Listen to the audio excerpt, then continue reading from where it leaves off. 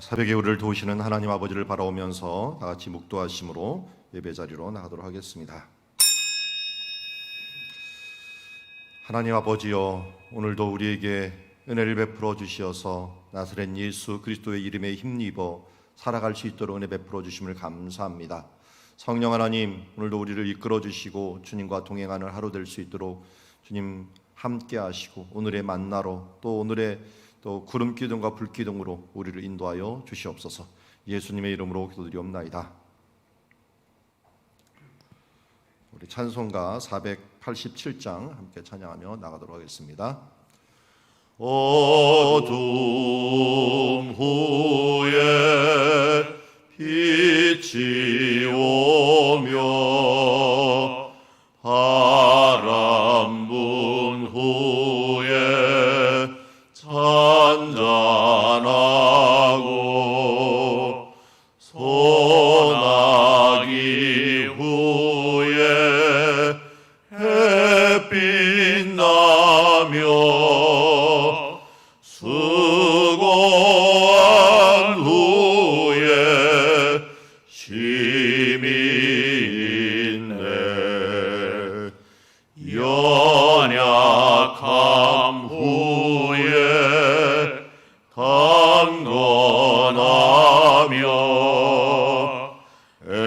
애통한 후에 위로받고 눈물 난 후에 웃음 있고 씨 뿌린 후에 주수연에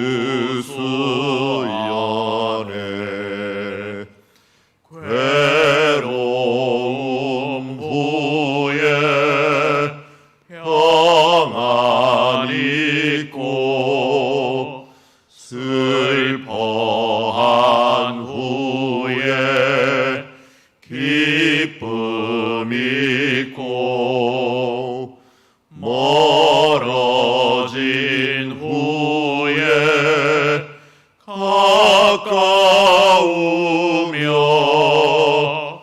고독한 후에 친구 있네. 고생한 후에 기쁨 있고 십자가 후에 영광 있고 죽음 온 후에 영생하리.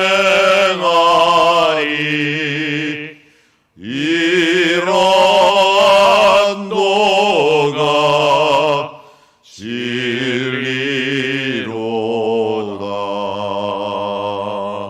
아멘. 지금 나라와 민족 그리고 교회를 위해서 기도하는 시간입니다. 나라와 민족과 교회가 코로나19를 은혜 중에 잘 극복하고 새로운 시대를 맞게 하시고 또 교회가 정화되고 예배가 온전히 회복되며 위드 코로나를 위드갓으로 극복하게 하시고 남북이 주 안에서 평화 통일되는 일이 속히 이루어지게 하여 주시옵소서. 우리 위하여 함께 기도하며 나가도록 하겠습니다. 하나님 아버지, 오늘도 주님 앞에 나아갑니다. 주님, 우리나라와 이 민족과 또 한국교회가 예수 안에서 주님 이 전염병의 위기들을 주 안에서 잘 이겨나갈 수 있는 주님의 자녀들 되게 하여 주시옵시고, 주님 특별히 교회가 이번 기회를 통하여 정화될 뿐만 아니라 새롭게 되어서 모여 기도하고 또 하나님의 놀라운 일들을 기대하며 행할 수 있는 주님의 자녀들이 되게 하여 주시옵소서. 주님, 위드 코로나라고 합니다. 그러나 위드갓으로 먼저 우리가 무장하고 주님 앞에 임마누엘의 가을을 시작할 수 있도록 도우시고 인도하여 주시옵소서. 남북이 여전히 주님 대치 가운데 있습니다. 하나님 긍휼을 베풀어 주시어서 주여 이제 하나님이 주여 이 복음의 능력으로 말미암아 통일이 되게 하옵시고, 주여 우리 철의 장막이 무너지며 하나님 예수 그리스도의 능력이 오늘도 참된 평화와 사랑으로 나타날 수 있는 결과가 있어질 수 있도록 하나님은 은총 베풀어 주시고 축복하여 주시옵소서. 이는 힘으로 될 수 없습니다. 우리의 능력으로 될 수 없습니다. 오직 나사렛 예수 그리스도의 이름 하나님의 능력으로 될 수 있고 성령의 능력으로 되는 줄 믿사오니 주여 하나님께서 이 나라와 민족을 긍휼히 여겨 주시옵시고 하나 되게 하시고 화평을 이룰 수 있는 주님의 자녀들 되게 하옵소서. 하나님 아버지, 이 나라와 민족과 또 통일을 위하여 기도합니다. 오늘 우리 기도를 받으시옵시고 하늘에서 응답하여 주시어서 이 땅에서 당신의 나라와 민족 가운데 복음의 이 능력으로 인한 평화가 오게 하여 주시옵소서. 예수님의 이름으로 기도드리옵나이다. 자, 오늘 우리에게 주신 하나님 말씀은 욥기서 14장 1절에서 12절 인생의 가치라고 하는 제목을 가지고 하나님 말씀 보도록 하겠습니다. 우리 한 절씩 교독합니다.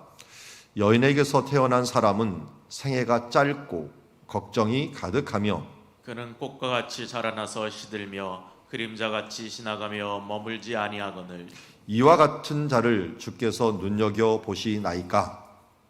나를 주 앞으로 이끌어서 재판하시나이까? 누가 깨끗한 것을 더러운 것 가운데에서 낼 수 있으리이까? 하나도 없나이다. 그의 날을 정하셨고 그의 달수도 주께 있으므로 그의 규례를 정하여 넘어가지 못하게 하셨사온즉 그에게서 눈을 돌이켜 그가 품꾼같이 그의 날을 마칠 때까지 그를 홀로 있게 하옵소서. 나무는 희망이 있나니 찍힐지라도 다시 움이 나서 연한 가지가 끊이지 아니하며 그 뿌리가 땅에서 늙고 줄기가 흙에서 죽을지라도 물 기운에 움이 돋고 가지가 뻗어서 새로 심은 것 같거니와 장정이라도 죽으면 소멸되나니 인생이 숨을 거두면 그가 어디 있느냐. 물이 바다에서 줄어들고 강물이 잦아서 마름같이 사람이 누우면 다시 일어나지 못하고 하늘이 없어지기까지 눈을 뜨지 못하며 잠을 깨지 못하느니라. 아멘. 오늘 1절에 보면 여인에게 태어난 사람은 생애가 짧고 걱정이 가득하며 라고 하면서 생애를 2절에 보니까 꽃과 같이 자라나서 시들며 그림자같이 지나며 머물지 아니한다 라고 얘기하고 있습니다. 우리 유대 광야의 사진을 왼쪽 편에 했는데 왼쪽에 아래쪽은 겨울이고 위쪽은 여름입니다. 겨울에 노란 꽃과 푸른색 그 사이로 잘 보면은 우리 이쪽에 보면은 그 빨간 꽃들이 있죠. 빨간 꽃들 이게 이제 아네모네라고 하는 우리 드레핀 백합화라고 하는 꽃이거든요. 이런 꽃들을 보면 정말 아름답습니다.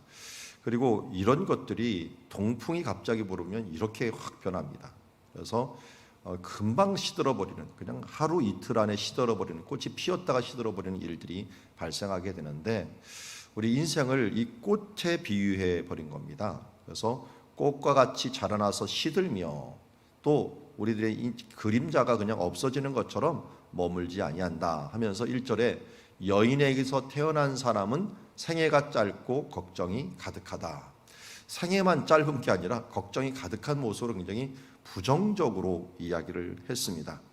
자, 그렇지만 우리는 이 말씀이 조금 나중에는 달라고 나무를 또 비유를 하게 돼요. 17절에 보면 나무는 희망이 있나니 찍힐지라도 다시 움이 나서 연한 가지가 끊이지 아니하며 나무는 잘라지는데 연한 가지가 계속적으로 난다. 앞에 있는 게 이제 무화과 나무가 이 겨울에는 잎사귀가 없다가 여름에는 저렇게 잎사귀가 나는데 이 무화과도 그렇죠. 잘라갖고 꺾어지려면 또 자라가기도 하고 가지치기를 해주는데 가지치기라고 해서 또 이 가지가 또 풍성하게 납니다. 특별히 포도나무 같은 경우는 그래요. 우리는 포도나무를 정식으로 농사를 안 하지만 포도나무는 새로 자른 곳에서 주로 새순이 나고 새순이 난 곳에서 열매가 맺거든요. 그러니까 잘라주지 않으면 안 돼요. 또 그래서 수시로 잘라줘야 되는데 그렇게 잘라갖고 찍힐지라도 다시 움이 나서 연한 가지가 끊이지 않고 거기서 열매를 맺는다라고 합니다. 우리 교회 뒤에 산에 올라가는 입구에 오동나무가 하나 있었습니다. 너무 심지도 않았는데 너무 많이 자라고 또 이 산 쪽에는 너무 크게 자라갖고 그걸 우리가 어떻게 할 수가 없는 그런 나무가 되었는데, 그런 이 나무가 너무 베기 싫어고 우리는 좀 오늘 잘랐어요. 잘랐는데 우리 한번 뒤편에 가보십시오. 어마어마하게 옆으로 났습니다. 잘렸는데 옆에서 나오는 움이 그전에는 위로 올라가던 영양분이 밑으로 가갖고 정말 옆으로 많이 퍼져버렸어요. 참 이렇게까지 퍼지나 할 정도로 정말 많이 퍼지는데, 나무가 이 생명력이 참 대단하다 하는 생각이 들어요. 찍힐지라도 다시 움이 나서 연한 가지가 끊이지 않는다. 그러니까 풀 같은 것은 그냥 없어지는 것 같지만 나무는 또 이렇게 해갖고, 그래서 욥이 오늘 얘기하는, 우리는 풀과 같고 꽃과 같고 나무만 못하다라는 표현을 오늘 말씀을 통하여 쓰는 것을 봅니다. 근데 우리는 한번 이걸 다른 포인트로 한번 가져가 봅시다. 여인에게서 난 사람이라고 하는데, 여인에게 난 사람 하면은 누가 생각이 납니까? 우리 창세기 3장 15절이 원시복음이라고 얘기를 합니다. 원시복음이라고 얘기하는데, 아담이 죄를 지어갖고 쫓겨나게 돼요. 그런데 그 뒤에 하신 말씀이 창세기 3장 15절 제가 읽어드리겠게요. 내가 너로 여자와 원수가 되게 하고 내 후손도 여자의 후손과 원수가 되게 하리니 여자의 후손은 내 머리를 상하게 할 것이요 너는 그의 발꿈치를 상하게 할 것이니라 하고, 그러니까 여자의 후손, 여자에게서 난 자가 바로 뭐가 되느냐? 바로 용의 머리, 뱀의 머리, 사탄의 머리를 상하게 할 것이요 너는 그의 발꿈치를 상하게 할 것이라. 이 여자의 후손은 누구겠어요? 당연히 예수님이에요. 자, 그런데 여기서 여자의 후손이라는 말은 원어상은 똑같아요. 여인에게서 태어난 사람이나 여자의 후손이나 똑같은데, 생애가 짧고 걱정이 가득하다라고 하는 것은 어떤 여인에게 태어난 거예요? 그냥 죄 있는 여인, 죄 있는 자손들에게, 죄 있는 조상에게 태어난 사람이고, 이 뒤에 올 여인의 후손은 동정녀 마리아, 새로운 여인, 새롭게 태어난 동정녀 마리아를 통해서 새롭게 태어난 그 여자의 후손, 그 남자가 섞이지 아니하고 심지어 마리아도 섞이지 아니한 그 존재를 그냥 여인의 후손이라고 하는데, 새로운 하나님께서 창조된 수정체를 주셔갖고 그 수정체에서 태어난 그 사람이 사탄의 권세를, 머리를 밟는다라고 했으니까 뭐를 없앤다는 거예요? 이게 생애가 짧고 걱정이 가득한 인생을 끝내겠다는 것이죠. 그런데 우리는 1차적으로 죄 있는 여인의 후손이 되어갖고 지금은 생애가 짧고 걱정이 가득할 수밖에 없지만, 그러나 새로운 제2의 여인의 후손, 제2의 아담으로 인하여 우리는 생애를 짧고가 반전이 돼서 영생을 얻었고, 이 걱정이 가득한 인생에서 소망 있는 믿음의 천국의 나라, 영생 복락을 얻었다라고 하는 표현을 쓰고 있습니다. 영생 복락을 얻는 주님의 자녀가 되었다. 이런 면에서 우리는 완전히 다른 여인의 후손이 되었다라고 할 수가 있습니다. 이것을 우리는 양자됨이라고 얘기를 합니다. 양자됨. 그래서 그 전까지는 육신으로는 다른 데서 태어날 수 있지만, 이제는 입적이 되는 것들은 바로 하나님의 자녀로 제2의 여인의 후손을 인하여 제2의 아담의 후손이 되어서 이제 영생 복락을 얻는 주님의 자녀가 되었다 하는 이 사실들은 우리가 잊지 말고 시작을 해야 됩니다. 그러나 아직이라는 것들도 우리가 잊지 말아야 됩니다. 지금 욥처럼 지금 내가 아직 육신의 이 옷을 입고 있는 동안은 이미의 부분들이 아직 이루어지기 전까지는 생애가 짧고 걱정이 가득한 인생일 수밖에 없다는 것을 인정하고, 2절에 보니까 그는 그런 인생은 어떤 것입니까? 꽃같이 자라며 달아나서 시들어버리는 인생이 될 수밖에 없다. 한번 쫙 피지만 시들어버립니다. 우리 그런 말이 아시죠? 대부분 어느 때까지 젊어집니까? 한 24살에서 25살까지 우리 세포가 자라나갖고 이제 거기까지 성장을 한답니다. 성장한다면 유지가 되는 거죠. 유지가 어느 정도 되다가 어느 정도 시간이 지나면 어떻게 돼요? 이제 늙어지는 모습으로, 시드는 모습으로 갑니다. 꽃 피는 시간이 그렇게 길지 않아요. 우리 인생의 전체 기간에 비해서 한 3, 40대, 그 40대도 이제 한 초반밖에 안 되고, 길어봤자 20년. 그런데 우리 인생이 7, 80 기간 동안 그나마 전부 자라갖고 성숙해갖고 좀 유지하는 기간들이 굉장히 짧습니다. 근데 이때는 뭐예요? 또 힘이 있으니까 그것 때문에 일하고 또 자기 몸 바쳐갖고 몸버리면서 이 힘쓰다 보면은 어느새 늙어지는 인생으로 접어들 수밖에 없는 것이 우리의 육신을 가진 인생이고, 이것이 꽃과 같아요. 꽃이 대가 자라갖고 꽃 피는 데까지 길지만 우리도 보면 어때요? 꽃이 일주일 이상 안 가요. 제일 오래 가는 게 뭡니까? 국화예요. 그래서 우리 교회 국화를 갖다가 저렇게 많이 해놓고, 또 꽃 제일 오래 가는 것 중에 하나가 또 뭡니까? 난 종류, 요새 개발한 난 종류. 그거 뭐 한 달 정도 뭐 가니까 어떨 때 2달까지 가는, 그러다 보니까 사람들이 많이 보긴 하지만 일반 꽃 보십시오. 들꽃 보면 일주일 이상 가는 꽃이 없는 것을 봅니다. 대신 짧죠, 주기가. 그런데 대부분 줄기나 또 그 뒤에 유지하느라고 끝나는 모습들을 보게 되는데, 이런 것들이 시든 것들이 우리의 인생과 같대. 반짝 피는 것 같지만 시들어가는 것이 인생 같고 그림자같이 지나간다. 정말 지난 걸 보면 그림자처럼 지나가며 머물지 아니한다라고 얘기합니다. 그래서 이와 같은 자를 주께서 왜 눈여겨 보시나이까? 나를 주 앞으로 이끌어 재판하시나이까? 이렇게 짧고 그냥 지나가는 인생인데 하나님께서 자기를 심판하시겠다고 추적하시고 또 낙엽과 건불같이 계속적으로 쳐다보시는 모습을 바라보면서 왜 하나님께서 이렇게 관심을 두고 또 조금만 잘못하면 심판하고 하시나이까? 라고 이야기하는 거죠. 그래서 누가 깨끗한 것을 더러운 것 가운데서 낼 수 있으리까? 하나도 없나이다 라고 얘기하는데요. 어떻게 보면은 시편 51편에 다윗이 노래한 것 중에, 회개 노래 중에 이런 말이 있죠. 내가 죄악 중에 출생하였으며 모친이 죄 중에 나를 잉태하였나이다 라고 하는 말처럼, 누가 깨끗한 것을 더러운 가운데 낼 수 있겠습니까? 라고 하는 말은 내가 죄 중에서 태어났습니다. 원래 여인의 후손이니까 죄 중에서 내가 태어났습니다. 그러니 내 가운데 정한 것이 하나도 없나이다 라고 하면서 표현하는 모습을 보게 됩니다. 자, 우리의 인생을 보면 이런 걸 보면은 일반적인 우리의 생애 가운데선 소망이 없어 보여요. 하나님의 심판의 대상이 될 수밖에 없고, 우리 가운데 정한 것이 하나도 없기 때문에 우리 인생에서 어떻게 노력한들 우리가 죄 가운데 살아갈 수밖에 없는 인생이 되는 거죠. 그러고 보니 하나님이 정한 것들은 정말 정확하기에 우리가 거기서 벗어날 수 없는 것 같아요. 보니까 5절에 보니까 그의 날을 정하셨고 그의 달수도 주께 있으므로 그의 규례를 정하여 넘어가지 못하게 하는 나이다.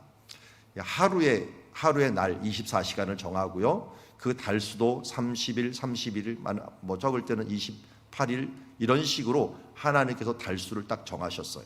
정하셨는데 그의 그 규칙을 정하여서 넘어가지 못하게 만들었다라고 합니다.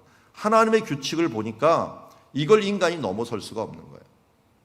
그래서 그러다 보니까 하나님께 불쌍히 여겨달라고 호소를 하는 거죠. 그에게서 눈을 돌이켜 그가 품꿈같이 그의 날을 마칠 때 그를 홀로 있게 하옵소서라고 합니다.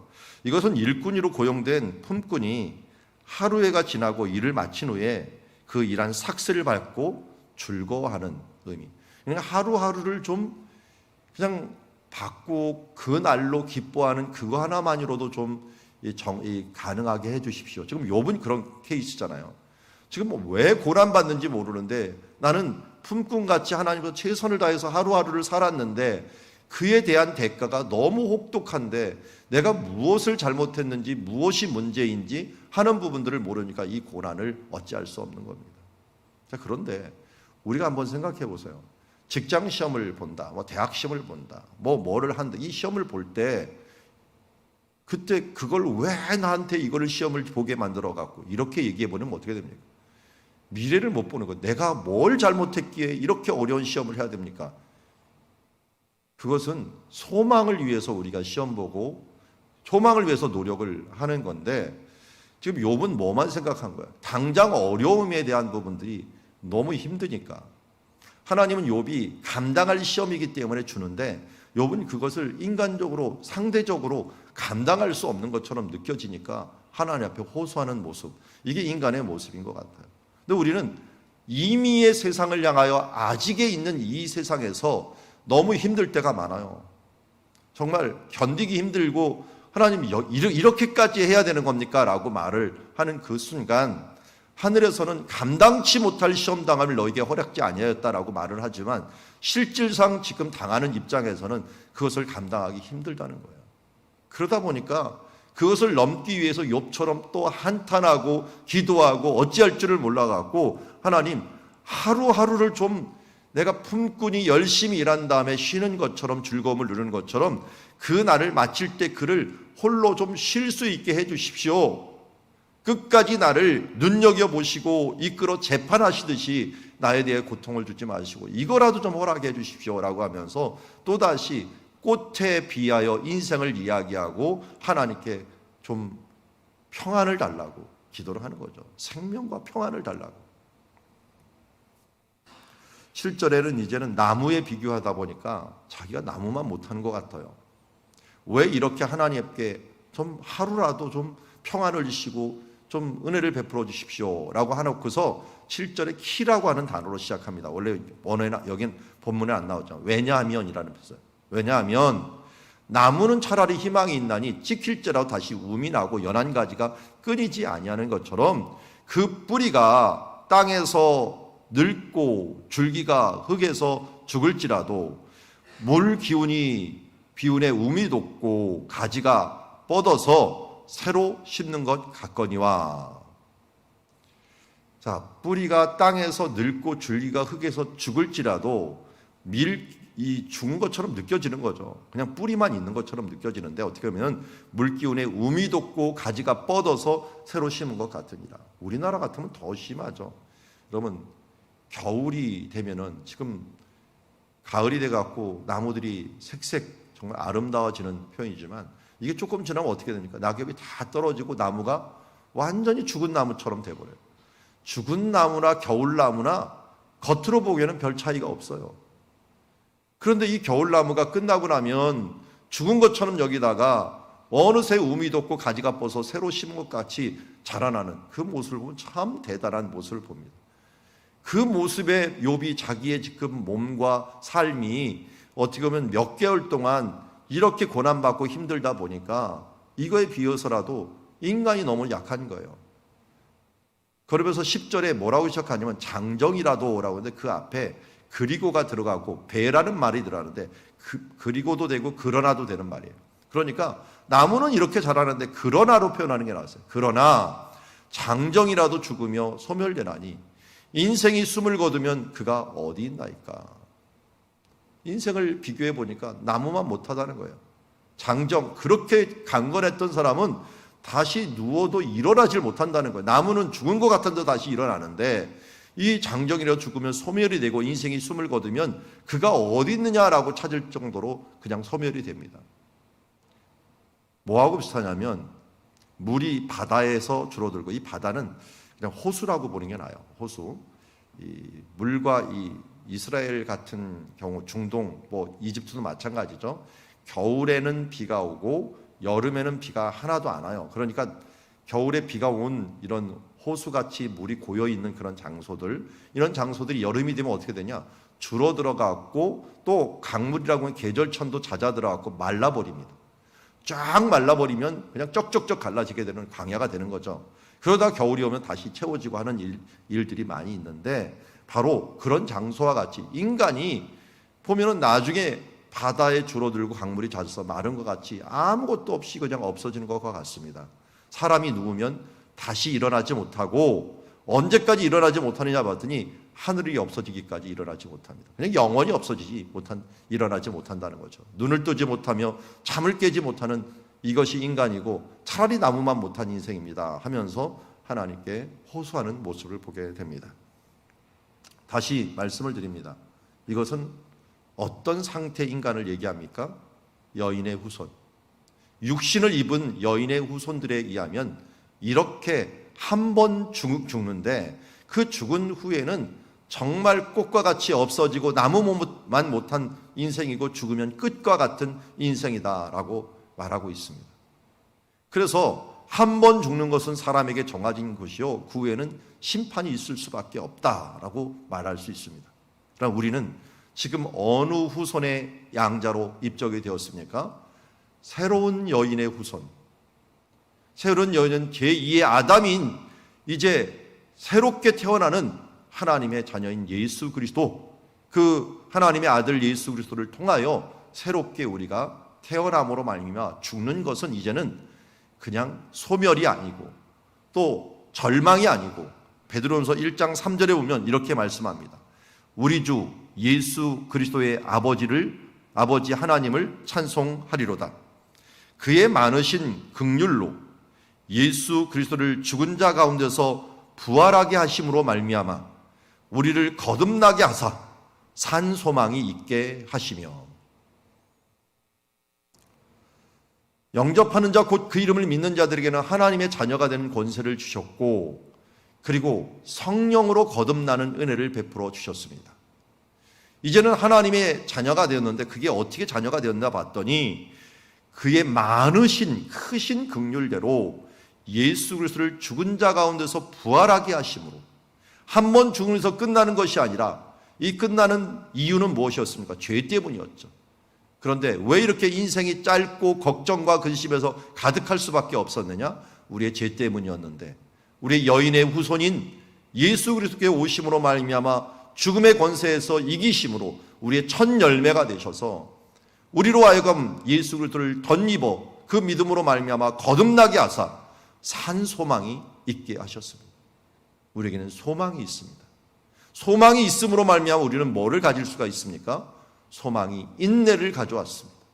이 땅에서 잠시 아직도 우리가 육신을 입고 떨어내지 못하였기에 아직도 짧은 인생, 걱정 가득한 인생을 살 수밖에 없지만, 그러나 우리에게는 예수 그리스도로 말미암아 산 소망을 가지게 되었고, 그의 부활과 같이 예수 부활했으니 나도 부활할 것이라고 하는 소망을 가지게 되었습니다. 그러기에 오늘도 우리 사도 베드로의 고백처럼 우리 주 예수 그리스도의 아버지 하나님을 찬송하리로다. 하나님 아버지께서 이렇게 우리에게 은혜를 베풀어 주신 것을 찬송하는 삶을 살아가야 될 줄 믿습니다.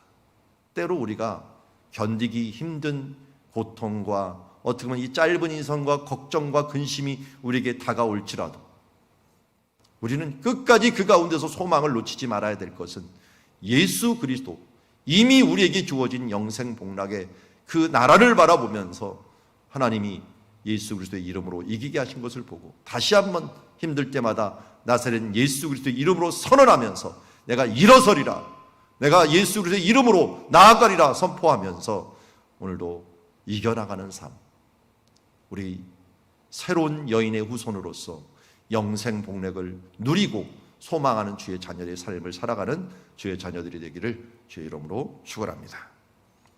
기도하겠습니다. 하나님, 우리 인생이 꽃과 같습니다.